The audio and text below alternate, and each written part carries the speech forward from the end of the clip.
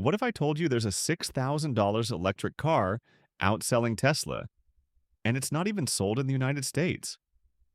While Elon Musk tweets about robo-taxis and million-mile batteries, entire countries are quietly switching to electric vehicles you've never even heard of. No Super Bowl ads, no Cybertruck hype, no fanboys. Just practical, affordable, and insanely efficient EVs taking over entire continents. Today, we're going global, from Africa to China to Southeast Asia, to expose the foreign automakers dominating EV markets while Americans stay in the dark. And by the end of this video, you'll know exactly which of these cars could flip the entire auto industry upside down, and why Tesla should be very, very worried. Here's the thing. In the United States, when we think electric car, we think Tesla. Maybe you throw in a Mustang Mach-E or a Rivian R1T for variety. But beyond that, most Americans are completely unaware of what's happening in the rest of the world. And it's wild. In 2025, several of the world's top-selling electric vehicles aren't coming from California.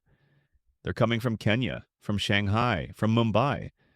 These cars aren't expensive, they aren't flashy, but they're practical, cheap, and designed to move people, not impress them. So in this video, we're breaking down the top 5 foreign cars outselling Tesla in key markets, why they're winning, and why you can't buy them here. Yet. Let's start in East Africa, where the EV revolution looks nothing like what you'd expect. Meet the Roam Air EV, a rugged, no-frills electric motorcycle from Kenya that costs around $1,500. And its four-wheeled sibling? Just under $5,000. Built for the chaotic, crowded streets of Nairobi, this EV isn't trying to win design awards. It's trying to survive potholes, heat, dust, and zero charging infrastructure. And it's doing that better than anyone. With a range of up to 250 kilometers per charge and batteries that can be swapped out in minutes, Roam's EVs are now outselling Tesla across East Africa, simply because they're practical. It's clean energy, built locally, and tailored to the real needs of daily life. Compare that to a $47,000 Model Y that needs a dedicated charger and software updates. And you'll understand why these minimal EVs are winning. Next, let's talk about the biggest EV brand in the world that almost no Americans can name. BYD. That's right. Build your dreams.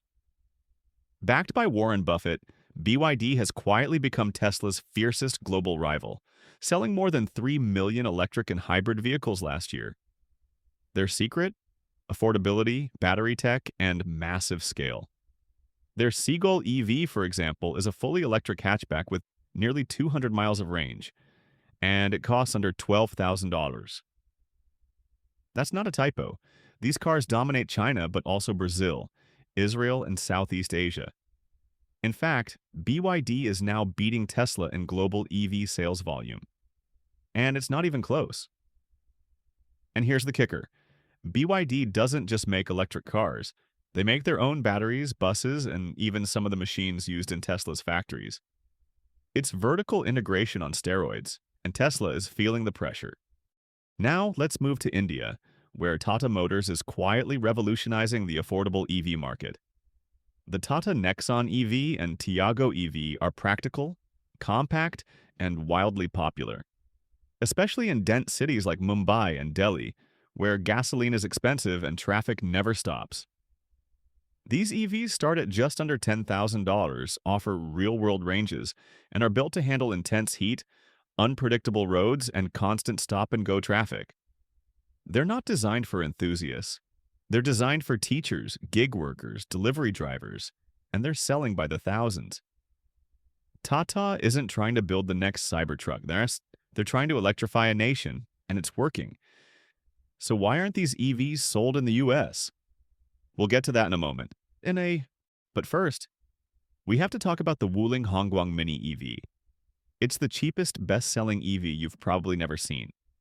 Built as a joint venture between GM, SAIC, and Wuling, this micro EV has dominated urban sales in China for 2 straight years. It's small, cute, and extremely practical. It fits in tight alleyways, charges quickly, and gets around 75 miles per charge. And it only costs $4,500. That's less than a used scooter in San Francisco. While Americans obsess over horsepower and self-driving features, Chinese commuters are buying this car in droves because it just works. No apps, no updates, no waiting. Just plug it in and go. And in a dense city with traffic everywhere, that's all you need. Now, you might be wondering, if these cars are so popular, why haven't we seen them in the US? The answer is complicated. First, safety regulations. Many of these vehicles don't meet the crash standards required by the US Department of Transportation or the NHTSA. They're designed for city use, not highways. Second, infrastructure. Many US cities simply aren't walkable or EV friendly enough to support tiny range cars. Third, automaker protection. Big auto and dealership lobbies have no interest in letting $6,000 EVs flood the market, not when they're selling SUVs for $55,000. And finally, expectations.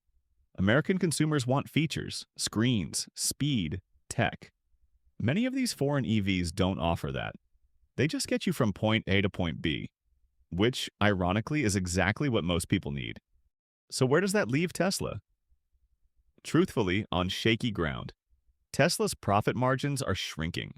The long-promised 25K Model 2 is still just a rumor. The Cybertruck is delayed, again.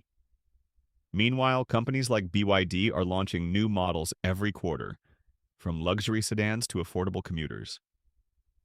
In markets like Southeast Asia and Latin America, Tesla's presence is almost non-existent.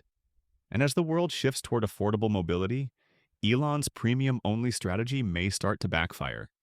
While Tesla focuses on driverless tech and Mars missions, other companies are solving real-world transportation problems today. So here's the bottom line. The electric vehicle race is no longer about hype. It's about accessibility. These foreign cars might not be glamorous.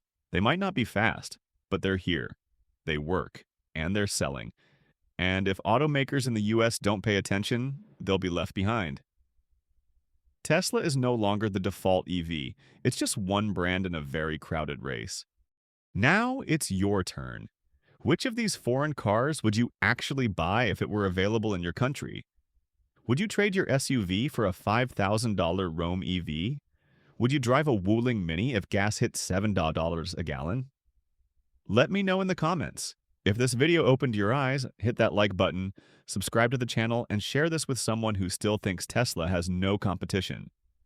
This is Luxury Lane Autos, where we expose the auto industry one story at a time. Thanks for watching, and I'll see you in the next video.